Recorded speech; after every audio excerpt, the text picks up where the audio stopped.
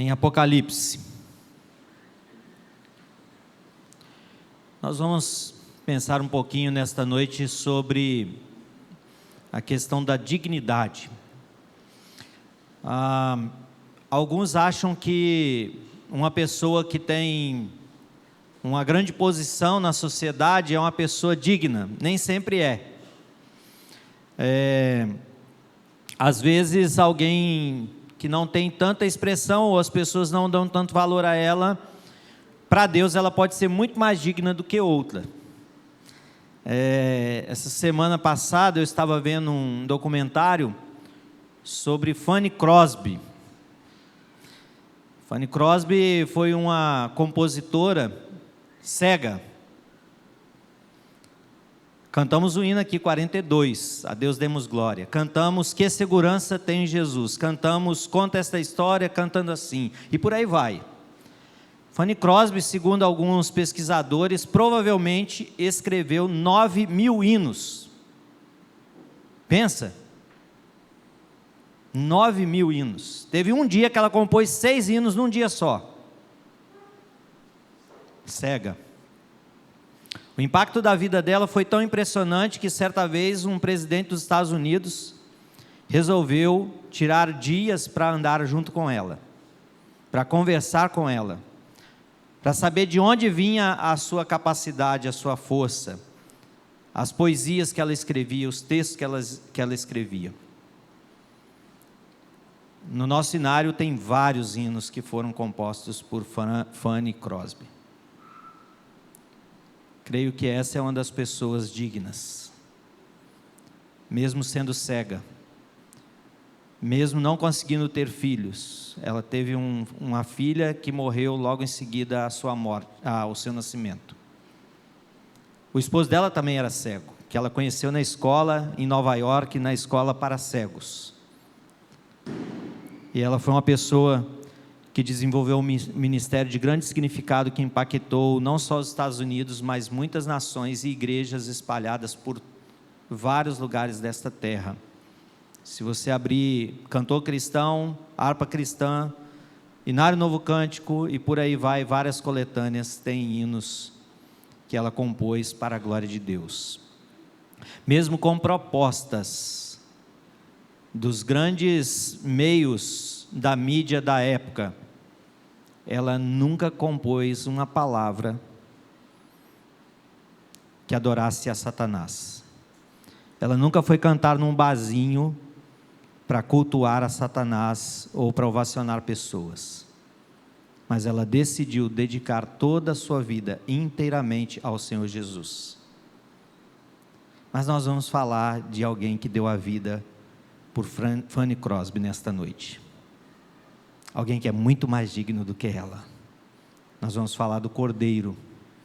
O Cordeiro que foi morto por meu pecado e pelo seu pecado. Abra comigo Apocalipse capítulo 5 e nós vamos ler de forma alternada todo esse capítulo. Irmãos, eu tentei rejeitar esse texto, vou falar a verdade para vocês. Eu cheguei até ir nos arquivos da igreja, porque me veio à mente, ao coração, falei assim, eu já preguei nesse texto. E eu fui lá nos arquivos da igreja e vi que em 2021 eu preguei nesse texto, há 2 anos atrás. Mas isso me incomodou por esses dias, e eu falei, então tem que pregar, não posso desobedecer, né? Vamos meditar na palavra e vamos ler o texto? Apocalipse 5, eu lerei os ímpares, a igreja os pares. Diz assim: vi na mão direita daquele que estava sentado no trono um livro escrito por dentro e por fora, de todo selado com 7 selos.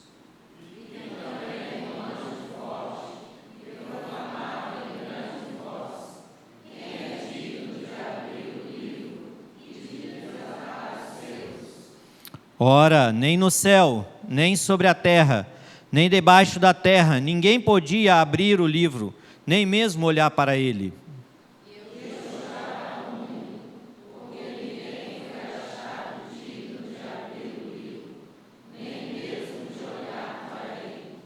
Todavia, um dos anciãos me disse: não chores, eis que o leão da tribo de Judá, a raiz de Davi, venceu para abrir o livro e os seus 7 selos.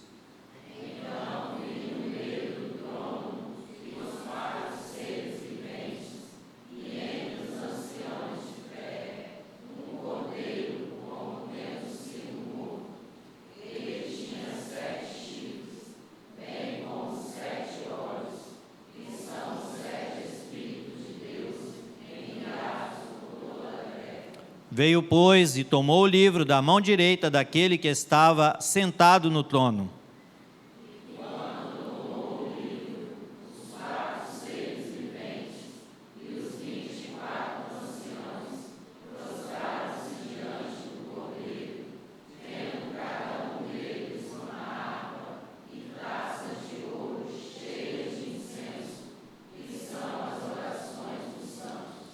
E entoavam um novo cântico, dizendo: digno és de tomar o livro e de abrir-lhe os selos, porque foste morto e com teu sangue compraste para Deus os que procedem de toda a tribo, língua, povo e nação.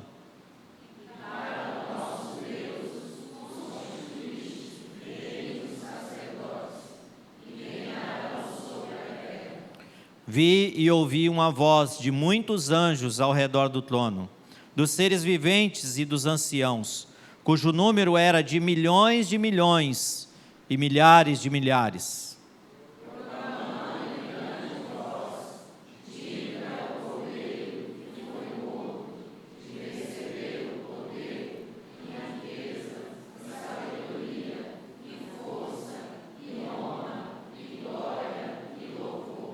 Então ouvi que toda criatura que há no céu e sobre a terra, debaixo da terra e sobre o mar, e tudo que neles há, estava dizendo: aquele que está sentado no trono e ao Cordeiro, seja o louvor, e a honra, e a glória, e o domínio pelos séculos dos séculos.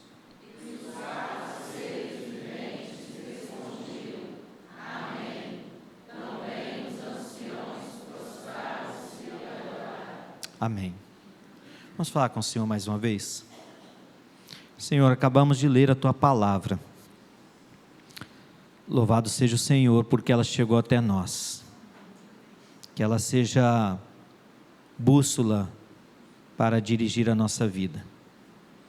Que ela seja alento para os nossos corações. Que ela traga poder e autoridade sobre as nossas vidas para enfrentar o dia mau. Que ela, ó Deus, possa renovar a nossa fé e esperança, mesmo num mundo adverso como vivemos. Que a Tua palavra, ó Deus, possa penetrar o nosso coração e produzir muitos frutos para a glória do Teu nome. Apesar de nós, apesar das nossas falhas, apesar dos nossos pecados, apesar, ó Deus, da nossa incapacidade, mas que o Senhor nos capacite para toda boa obra. Traga edificação, traga crescimento espiritual para a nossa vida nesta noite, no nome de Jesus. Amém. Queridos, o livro de Apocalipse, ele foi escrito por João. João, um dos últimos daqueles que caminharam com Jesus. O texto vai dizer para nós, no capítulo de número 1, que João estava na ilha chamada Patmos, provavelmente vivendo ali os seus últimos dias de vida. E ele então tem uma visão nesse primeiro capítulo, e o Senhor então diz para ele: escreve esta visão. E o Espírito Santo então começa a ditar para ele: olha, você vai escrever isso, isso e isso. Então vai descrever o que ele deveria escrever, o que ele deveria registrar. E ele então começa, logo no capítulo 2, a escrever aquelas 7 igrejas, que elas compõem ali a região, né, chamada da Ásia Menor. Se você pegar ali entre Turquia, né, um pedacinho da Síria, é onde ficam essas igrejas. Quarta-feira passada agora, né, o pastor trouxe para nós um estudo, uma meditação, justamente sobre a igreja de... vocês estão ligados, Esmirna, que era uma dessas 7 igrejas. E a palavra que Deus manda para João escrever é porque as pessoas estavam passando por momentos adversos naquelas igrejas. A perseguição, ela estava grande naquele tempo já. Muitas pessoas já tinham sido mortas. Se você tiver curiosidade de ler um pouquinho sobre a história, por exemplo, dos mártires, se você tiver a curiosidade de ler sobre os pais da igreja, você vai ver as dificuldades que eles enfrentaram nesse período. Logo após a morte e ressurreição de Jesus, a perseguição veio sobre a igreja. E agora esses cristãos estão passando por momentos de grande dificuldade. E justamente nesse contexto, o Senhor aparece e nessa visão a João e manda ele escrever. Quando você olha, por exemplo, no capítulo 1, se você puder acompanhar aí na sua Bíblia, versículo 17, nós temos João vendo, né, essa visão do Jesus glorificado. 17 e 18 diz assim: quando o vi, caí a seus pés como morto, porém ele pôs sobre mim a mão direita, dizendo: não temas, eu sou o primeiro e último, aquele que vive. Estive morto, mas eis que estou vivo pelos séculos dos séculos, e tenho as chaves da morte e do inferno. Por que aparece essa visão e por que o próprio Deus aparece para João na pessoa de Jesus e mostra isso para ele? Justamente, amados, porque se nós olharmos para as circunstâncias da vida, para o cotidiano que nos cerca, muitas vezes nós vamos desesperar, nós vamos cair em depressão, nós vamos sofrer, nós vamos passar por muitas coisas que vão ocupar a nossa mente, que nos leva, numa expressão nossa aqui popular, para baixo. Então o próprio Cristo aparece nesta visão e diz: João, eu sou este, que estive morto, mas revivi. Eu sou o primeiro e sou o último. Eu sou esse Cordeiro que ressuscitou. Então ele começa a descrever. E nós então chegamos agora no que ele deveria dizer para as sete igrejas. Tem ali as cartas, né, para cada uma delas, e depois no capítulo de número 4, nós temos essa visão do trono de Deus, e chegamos ao capítulo de número 5, e no capítulo de número 5, nós temos a seguinte descrição. Acompanhe comigo o primeiro versículo: vi na mão direita daquele que estava sentado no trono um livro escrito por dentro e por fora, de todo selado com 7 selos. O versículo 2: vi também um anjo forte que proclamava em grande voz: quem é digno de abrir o livro e de desatar-lhe os selos? Ora, nem no céu, nem sobre a terra, nem debaixo da terra, ninguém podia abrir o livro, nem mesmo olhar para ele. Amados, tente entrar no texto e veja que o autor, João, vai mostrar nessa visão, o que ele estava vendo é um livro que ele está escrito por dentro e por fora, mas tem selos. Qual que é a ideia? Naquele tempo se enrolava os textos, não é como hoje que você abre e tinha os selos. A pessoa para abrir o selo deveria ser alguém que tivesse a capacidade, a autoridade, o poder, a autorização para fazer isso. E quando João vê essa cena, ele diz: não tem ninguém. Não existe ninguém, porque esse anjo, ele pergunta: quem é digno de abrir e de desatar? Porque não tem alguém que povoe esses lugares, não existe nada de pessoas, não existe nada da natureza, não existe nenhum ser criado que pode desatar. Não tem ninguém autorizado para fazê-lo. Diante dessa cena, qual a reação de João, irmãos? O versículo de número 4 vai dizer, vamos ler juntos? E eu...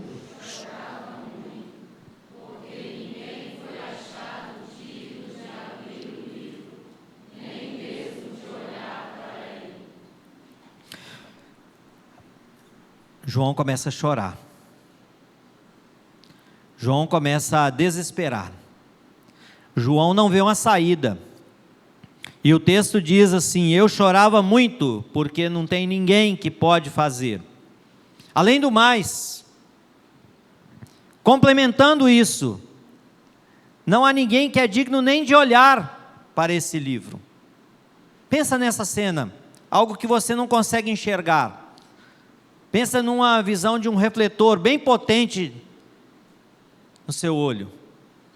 Você já tentou ficar olhando para o céu assim, do meio-dia, a pique, e você olha, se você baixar a sua visão, fica tudo embaçado, não é?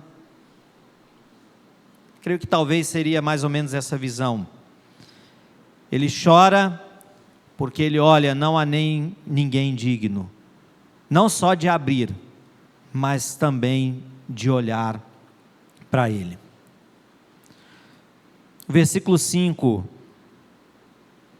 tem aqui uma declaração muito especial, irmãos. Todavia, um dos anciãos me disse: não chores. Por quê?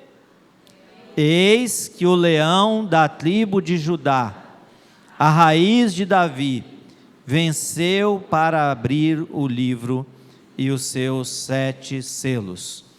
Veja que o leão da tribo de Judá é declarado como aquele que pode abrir o livro. Eu penso, amados, que a cena talvez seja de um silêncio de grande admiração, porque nessa situação, um desses anciãos que faz parte desta visão de João, lembra que são 24, que são 24 anciãos, a ideia é da completude da igreja do Senhor Jesus, Antigo e Velho Testamento completa. Aqui há uma visão também de seres viventes, versículo de número 6, 4 seres viventes. Há a visão também do Cordeiro, a visão do trono. Tudo isso faz parte dessa visão de poder e autoridade, e da igreja do Senhor Jesus, como algo tão completo, sem dúvida nenhuma. E agora, há um leão da tribo de Judá, que é digno. É digno por quê? Porque ele mesmo se fez digno. Mas a sua dignidade, amados, foi adquirida quando ele se torna pecado por nós. É na indignidade, por causa do nosso pecado, é na humilhação maior de ser levado à cruz, é em receber toda a ira e todo o desprezo que era para nós, ali no Getsêmani e também na cruz, em toda essa situação desagradável, toda essa situação de extrema humilhação, é que alguém que estava indigno se torna digno, porque ele foi morto, mas ressurgiu. Amados, isso não era novidade, isso não era algo criado por mente humana, isso não é uma visão qualquer que João tem, porque isso já estava predito no Velho Testamento. Gênesis capítulo 49, no versículo 10, quando nós olhamos ali para a declaração das bênçãos de Jacó sobre a sua descendência, ele vai declarar que é desta raiz, é desta semente, é dali que vem esse leão da tribo de Judá. Não é um leão qualquer, não é de uma tribo qualquer, não é de uma pessoa qualquer, mas é alguém que é declarado por causa de Deus, de um projeto de Deus para a minha vida e para a sua vida. Isso já estava declarado desde o Gênesis, que isso iria acontecer, que alguém seria esse leão da tribo de Judá, esse que seria a raiz de Davi, esse que venceu e teria essa capacidade, essa autoridade, esse poder, porque ele é o leão da tribo de Judá. Você já viu filmes sobre leão? Alguém já esteve na frente de um leão? Frente a frente com ele? Tem alguém aqui que esteve frente a frente com algum leão?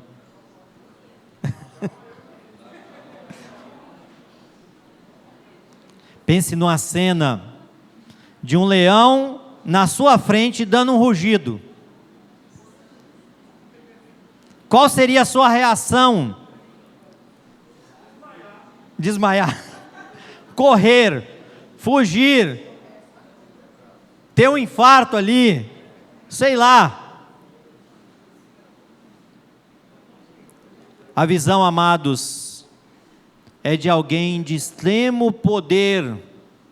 Esse leão, quando ele abre a boca, todo o universo se cala, todo o universo se dobra, todo o joelho se dobra a esse leão da tribo de Judá. Vamos ler juntos o versículo número 6 e versículo 7. Então,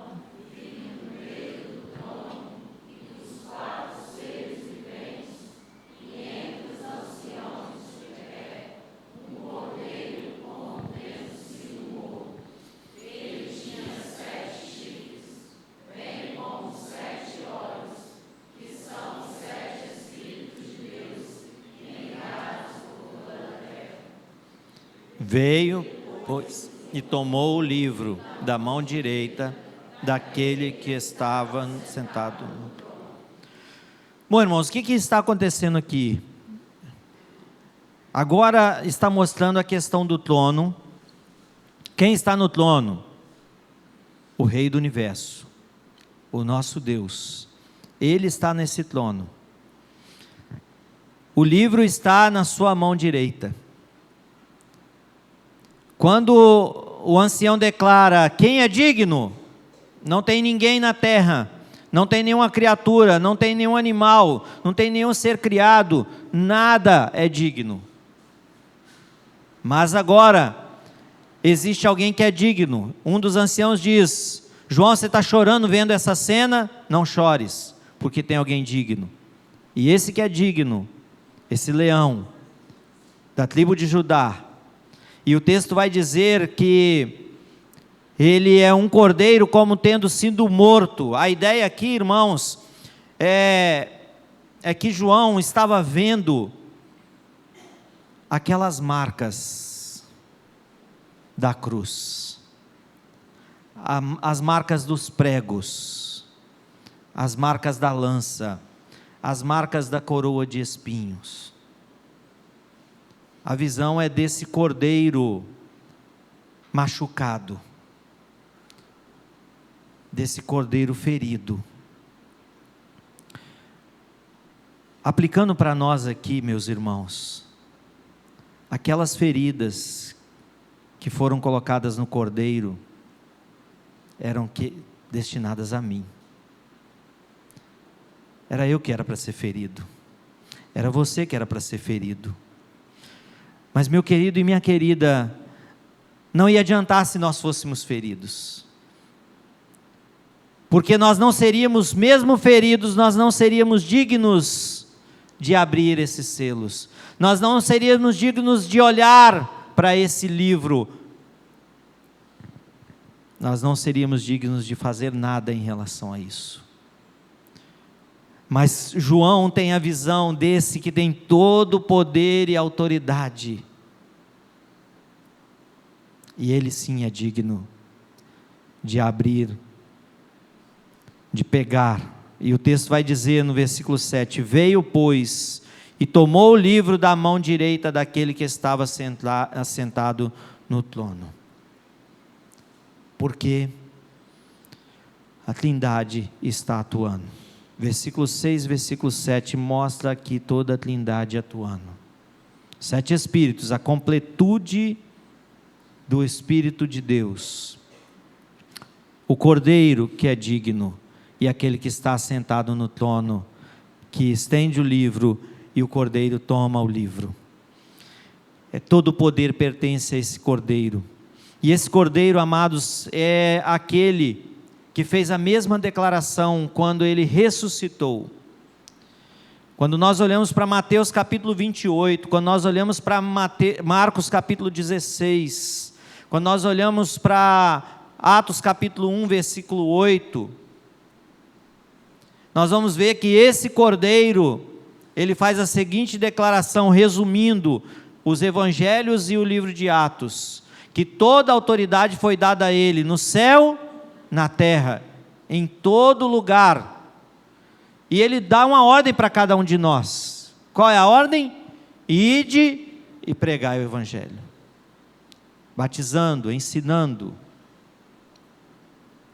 Esta autoridade que o Pai deu a ele, ele compartilhou conosco, para que nós possamos também continuarmos anunciando este evangelho, continuarmos anunciando que tem alguém que é digno, e nos fez dignos, não por nós, porque o que nós merecíamos era condenação eterna. O que nós merecíamos é o destino de morte eterna. Mas aquele que reconhece esse que é digno, esse leão da tribo de Judá, esse que morreu e ressuscitou por nós, nós podemos também ter essa dignidade de sermos feitos filhos de Deus, de participarmos dessa família santa. E o texto, amados, vai mostrar que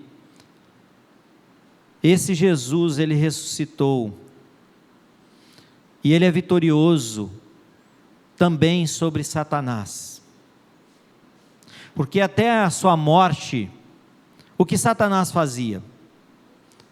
Ele cegava as pessoas, ele dominava as nações, ele controlava os povos, os governos, ele fazia com que várias nações e vários povos da terra não ouvissem do evangelho. Mas naquele domingo, pela manhã, quando Jesus ressuscita, e daqui uns dias nós estaremos comemorando a Páscoa, nós devemos nos lembrar que a partir daquele domingo é concretizada a morte de Satanás, porque a partir daquele domingo jamais Satanás pode dizer que alguma coisa pertence a ele, porque todos nós não podemos mais viver em cegueira, não podemos mais viver no engano, não podemos viver mais amedrontados, porque nós temos alguém que morreu em nosso lugar. Mas, meus irmãos, como essa autoridade foi dada a ele, ele compartilhou com nós, tem algo que nós devemos fazer. Acompanhe comigo, versículo de número 8 em diante, diz assim: e quando tomou o livro, os 4 seres viventes e os 24 anciãos prostraram-se diante do Cordeiro, tendo cada um deles uma harpa e taças de ouro cheias de incenso, que são as orações dos santos. Vou dar uma parada aqui, amados. Mesmo em toda a sua santidade, porque Deus não peca, e Jesus também não pecou, e o Espírito Santo muito menos, Deus ouve a cada um de nós. E aqui, nessa parte da visão, está mostrando que esses 4 seres viventes e os 24 anciãos, eles estavam adorando ao Senhor, e eles tinham algo muito peculiar: taças de ouro cheias de incenso, que é o quê? As orações dos santos. Mesmo um Deus totalmente santo ouve a minha e a sua oração. Mesmo, desculpe aqui a expressão popular, mesmo que a gente pise na bola, mesmo que nós não saibamos orar direito, mesmo que a nossa oração é meia boca, desculpe aqui também essa expressão popular, mesmo que a nossa oração seja mais ou menos, mesmo que a gente não saiba falar o que deveria falar para Deus, louvado seja o Senhor, porque ao final da nossa oração a gente fala em nome de Jesus, amém. porque Ele intercede por nós com gemidos inexprimíveis. Ele conserta a nossa oração. Ele muda um pouquinho a nossa oração, para que essa oração seja aceita. E João tem essa visão. Talvez ele poderia desesperar: Senhor, está tudo indo de mal a pior. Essa ilha, eu sozinho nesse lugar, vendo toda a perseguição que está acontecendo, pessoas estão sendo mortas por causa do Evangelho, pessoas estão famílias estão sendo desfeitas, pessoas estão tendo que mudar de lugar, porque lembre-se, nesse contexto muitos tinham sido espalhados por várias regiões ali, daquela parte mais ao leste da Europa, onde hoje ali é o sul também da Cisjordânia, mais para o lado da Arábia, indo já para o lado do Egito. Os cristãos tinham sido espalhados por toda aquela região. Meu amado irmão, vamos pensar um pouquinho. Você hoje tem a sua casa, e tem uns que têm uma dificuldade de dormir em outra cama, não é? Que não seja a sua. Às vezes você chega numa casa, você olha para aquela casa tão bonita, a pessoa está te recebendo tão bem, te dá uma cama maravilhosa para você dormir, mas não é a mesma coisa, porque o seu colchão parece que já tem mais ou menos o desenho do seu corpo, não é?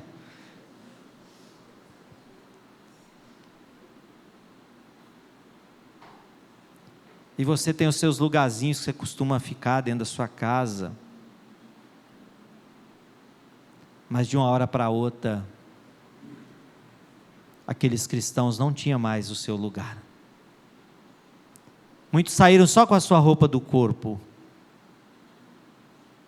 Muitos ficaram sem os seus parentes para poder acompanhar, porque alguns foram mortos e outros foram presos. Mas algo, amados, marca esta igreja nesse período. Eles com ousadia foram anunciando Jesus. Sabe por que eles fizeram isso, amados? Porque eles tinham a expectativa de que Jesus em breve iria voltar. Eles entenderam a urgência de proclamar Jesus para os outros. E aqui então cabe uma pergunta para mim e para você respondermos.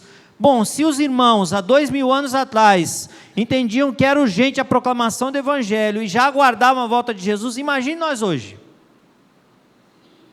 Será que nós não temos que pensar sobre isso? Isso deve mover o nosso coração a compartilhar esta mensagem com outros?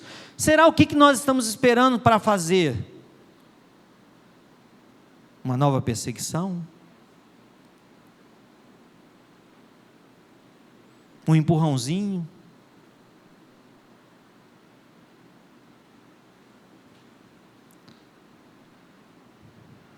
Porque vai acontecer o que está aqui descrito no capítulo 9, aliás, no capítulo 5, versículo 9 e 10, olha, vamos ler juntos? E entoavam,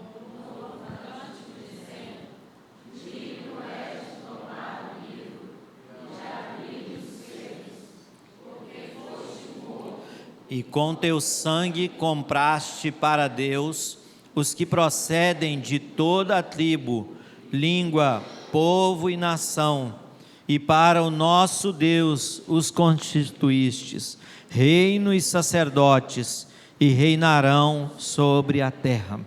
Amados, esse novo cântico, ele traz aqui algumas implicações. Primeiro, é que tem um que é digno, que nos tirou da escravidão. O segundo é que a grande comissão, a autoridade que foi dada a todos nós, segundo os evangelhos, no final dos evangelhos e no início do livro de Atos dos Apóstolos, essa grande comissão, ela vai ser concretizada. E quem é chamado a fazer parte disso? Todos nós. Então, se os irmãos daquela época tinham o sentido de urgência, e também de que a volta de Jesus poderia acontecer a qualquer momento, muito mais nós hoje. Vai acontecer. Pessoas de toda a tribo, de toda a língua, de toda a nação, de todo o povo, estarão diante do Cordeiro, adorando a Ele. Mas tem algo que eu e você devemos nos envolver. que é fazer com que o evangelho chegue a pessoas de toda tribo, língua e nação. E Deus está chamando nós, eu e você, a participarmos disso, a nos envolvermos para que o evangelho chegue a essas tribos, a esses povos que estão espalhados por toda a terra. Meus amados irmãos, existem ainda aproximadamente 3 bilhões de pessoas, é muita gente. Porque para nós, amados, às vezes isso é inconcebível, quando nós olhamos para o nosso mundinho aqui que a gente vive. Por exemplo, se qualquer um de nós aqui sairmos para perguntar na rua, se alguém já ouviu falar de Jesus, provavelmente a maioria já.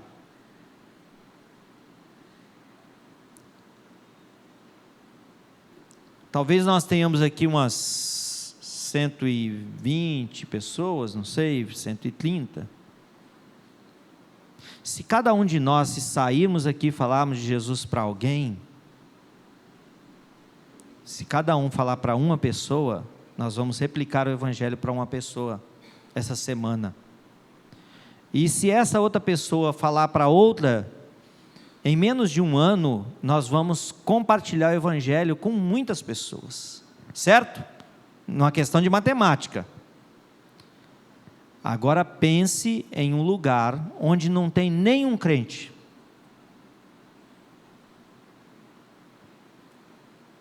Numa tribo indígena na Amazônia, num povo lá no alto do morro do Nepal, onde aquele povo vai para escalar o Everest. E tem um povo que vive lá naquela região. Não lá no alto do Everest não, porque lá ninguém consegue sobreviver, né? Muito tempo. Os caras sobem, mas tem que descer logo. Mas no meio do morro, que tem um grupo que mora lá, que eu sei que um missionário já foi lá e viveu um tempo com eles. Não tem ninguém que conhece Jesus. Como que ele vai ouvir falar de Jesus? Como ele vai saber que existe Páscoa? Como ele vai saber que existe Natal? Como ele vai saber que alguém morreu pelos pecados dele? Só vai acontecer se chegar lá um missionário, chegar um cristão para compartilhar. Mas vamos supor que existe um povo lá desses que tem 40 mil pessoas nesse povo. E chega um para falar, para 40 mil. Quanto tempo vai demorar, irmãos?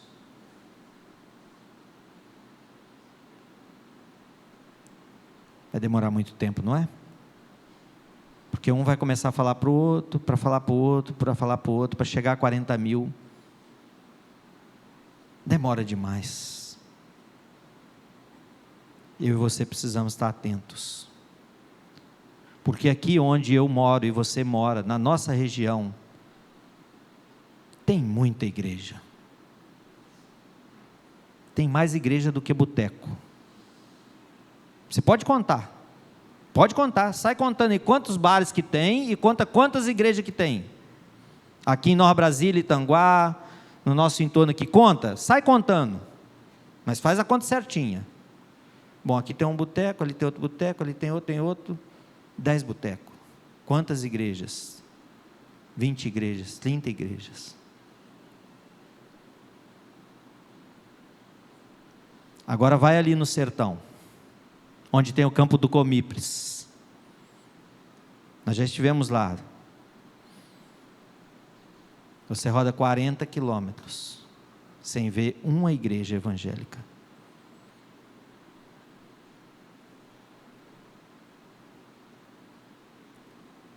Onde um pastor, amigo nosso aqui de Vila Velha, chegou lá, em uma dessas vilas, e perguntou para a senhora: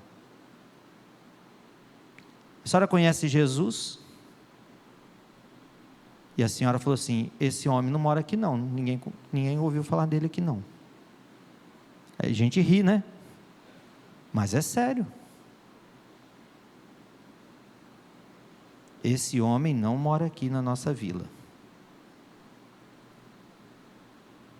Por quê? Porque ninguém ainda chegou lá para falar. Não tinha chegado, mas agora chegou.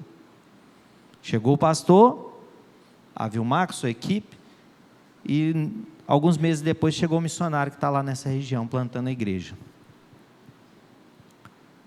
Mas existem 3.000 povos que não têm um versículo da Bíblia na sua língua. Existem 3.000 povos que ainda não têm um missionário nesse lugar. Existem ainda 3.000 povos que não têm nenhuma família de crente no meio desse povo. Meu irmão e minha irmã, sinceramente, eu vou sair daqui hoje e vou orar para que o Espírito Santo incomode o seu coração. E se necessário, não deixe você dormir. Porque alguma coisa nós precisamos fazer. E urgente. Porque o texto está dizendo para nós que vai acontecer. Queira você participar ou não. Queira você rejeitar isso ou não. Queira você se envolver ou não. Vai acontecer. Mas Deus está convidando a cada um de nós a participarmos, irmãos. Chega de deixar para depois. Chega de deixar para amanhã. Se temos que fazer algo, façamos hoje.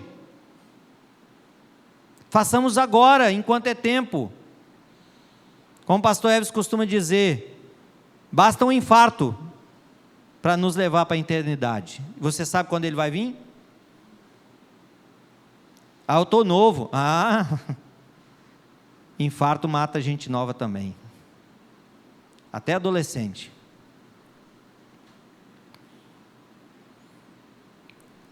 Quando eu digo isso, irmãos, eu não estou ameaçando ninguém. É apenas o Espírito Santo está nos alertando da urgência da proclamação do Evangelho. De lembrarmos que o que Jesus tinha que fazer, Ele já fez, vindo a este mundo e morrendo por nós pecadores. Mas Ele, amados, nos dá o privilégio de participarmos dessa visão e de estarmos juntos lá, nisso que João já viu, ele teve esse grande privilégio. E a pergunta que eu e você devemos responder é: como que eu vou me envolver nisso? E Deus está chamando pessoas aqui para orar, para interceder. Creio que a grande maioria dos irmãos aqui tem celular, não é verdade? E o seu celular talvez tem vários aplicativos, não é verdade? Tem aplicativo para tudo quanto é coisa.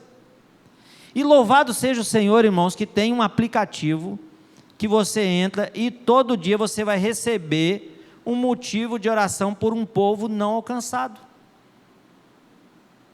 Então você baixa o aplicativo lá e todo dia vai chegar no seu aplicativo lá, no seu celular, para você orar pelo povo tal, esse povo é assim, assim, assim, esse povo não, e você vai poder orar por esse povo. Então pesquisa aí no seu aplicativo do celular, se você quiser ajuda, me procure depois. Mas Deus está chamando pessoas aqui para contribuir com missionários, com aqueles que vão, não só interceder, não só orar pelos povos e pelos missionários, mas também contribuir para que o Evangelho chegue lá. O missionário não precisa da sua ajuda. Já disse isso aqui e volto a repetir. Missionário não é um coitado, não é mendigo que precisa de ajuda. O missionário é alguém que vai, e quando você contribui, é um privilégio que Deus está te dando, de você participar daquilo que Ele está fazendo através do missionário lá. Veja que privilégio, irmão. Você pode contribuir com tantas coisas, com tantos projetos que existem por aí pelo mundo, mas quando você investe em pessoas que estão plantando o Evangelho, ou você está investindo em pessoas que estão lá pregando a palavra, ou em pessoas que estão ministrando o Evangelho, Quando você faz isso, você está participando de algo que tem valor para a eternidade. Ah, irmãos, pare para pensar um pouquinho, que grande bênção será. Eu não estou falando que vai ser, tá? Eu não tenho esse poder não. É apenas um exercício de imaginação. Na eternidade, pessoas louvando a Deus pelos irmãos. Ah, você contribuiu, você enviou missionário, você participou, você se envolveu para que o evangelho chegasse até meu povo.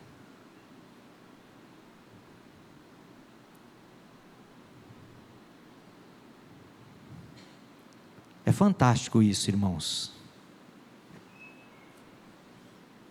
Hoje, eu, Luiz e o irmão Maurício, lá de Vila Velha, a gente estava com um cigano lá em Guarapari, agora à tarde, e justamente a gente estava citando uma fala da própria mãe desse cigano. Quando ela já disse para a Adélia, já disse para outras irmãs e disse para nós. Do quanto era importante a nossa presença aos domingos lá. Porque a partir do momento que nós começamos a visitar sistematicamente aos domingos, alguns desses ciganos pararam de beber, pararam de fazer outras coisas, e tomam banho e se arrumam para aguardar a chegada dos missionários. E quando a gente vai lá, irmãos, é você que está indo com a gente. Porque quando você entrega aqui o dízimo, a sua oferta, quando você se envolve, quando você ora, quando você pergunta, como que vai, como que está o trabalho? Tudo isso é pregar o evangelho.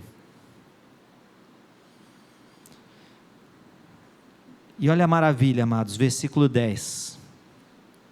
E para o nosso Deus, os constituístes reino e sacerdotes, e reinarão sobre toda a terra. Olha que maravilha, irmãos. Hoje você pode ser humilhado por causa de Jesus. Hoje você pode ser motivo de chacota, de brincadeira de mau gosto, por causa de Cristo. Mas a visão aqui é de vencedores.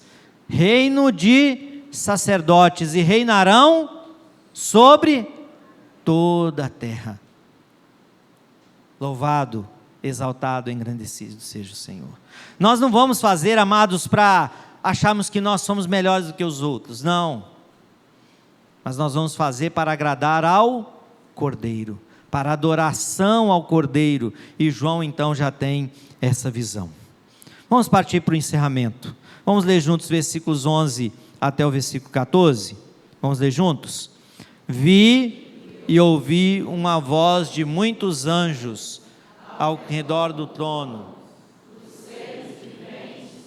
dos anciãos, cujo número era de milhões e milhares de milhares, clamando grande voz: digno é o Cordeiro que foi morto, de receber o poder e riqueza, e sabedoria, e força, e honra, e glória, e louvor.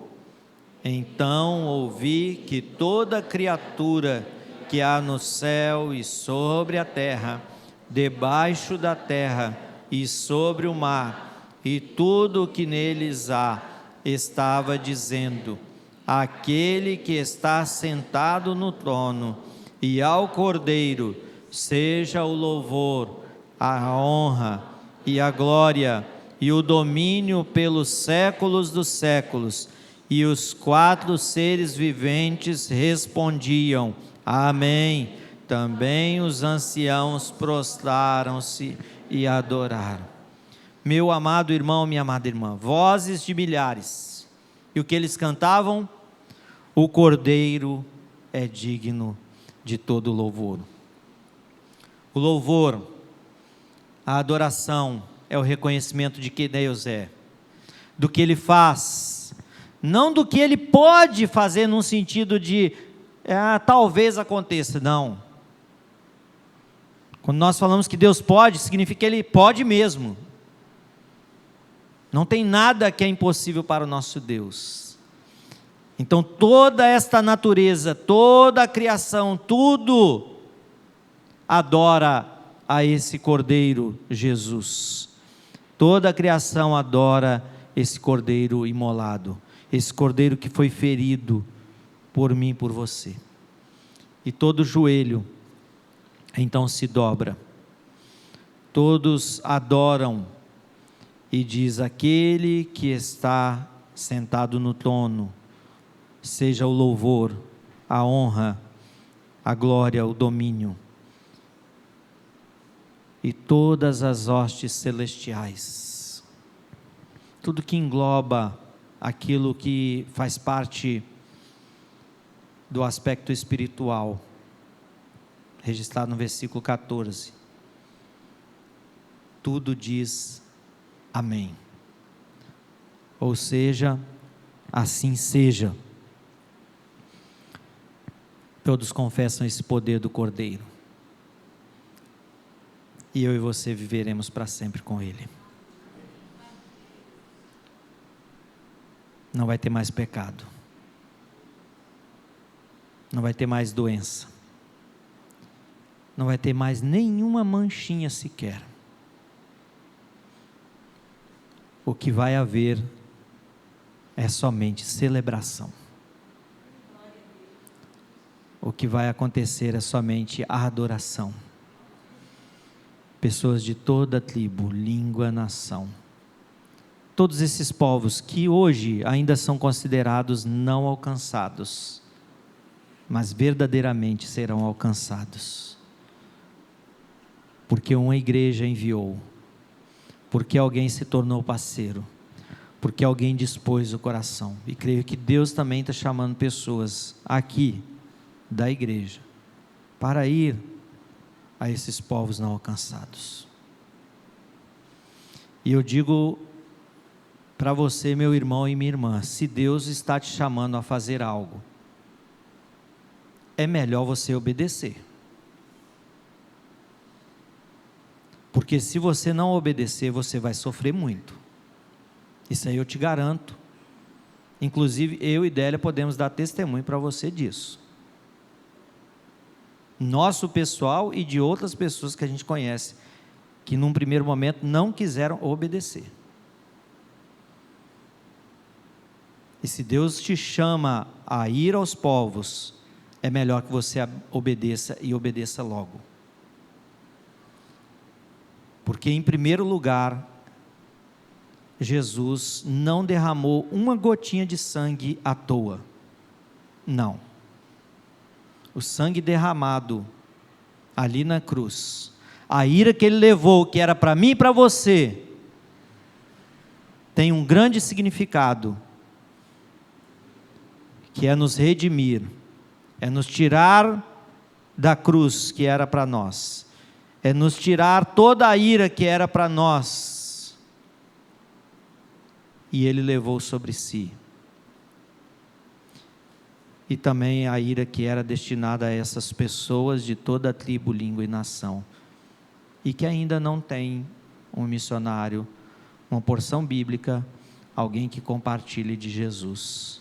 Isso deve mover o meu coração e o seu coração a pregar esse evangelho de alguém que é digno. Jesus está dizendo para nós: não chore. Jesus está dizendo para nós: não desanime.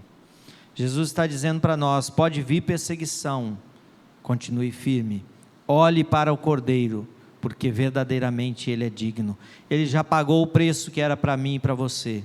Ele já levou todos os nossos pecados, todas as nossas chagas, todas as nossas doenças, tudo Ele levou sobre si naquela cruz.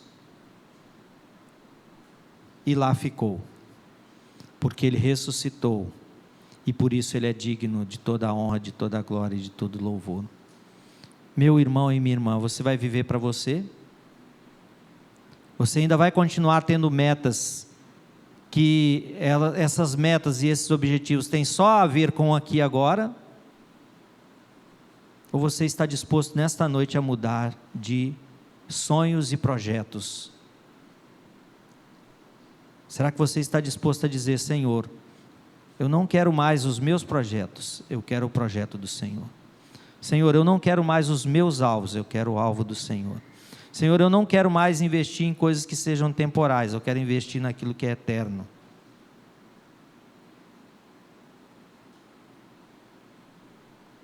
É fácil vir à frente da igreja e responder aqui que o fim principal do homem é o quê? Muito bem. O professor de catecúmenos agradece. Mas é difícil viver na prática. Eu e você somos chamados a viver isso na prática. A viver para a glória de Deus. A viver de forma que outros conheçam a Jesus e vivam para a glória dele. Porque o Cordeiro é verdadeiramente digno. Curva sua cabeça, vamos falar com o Senhor.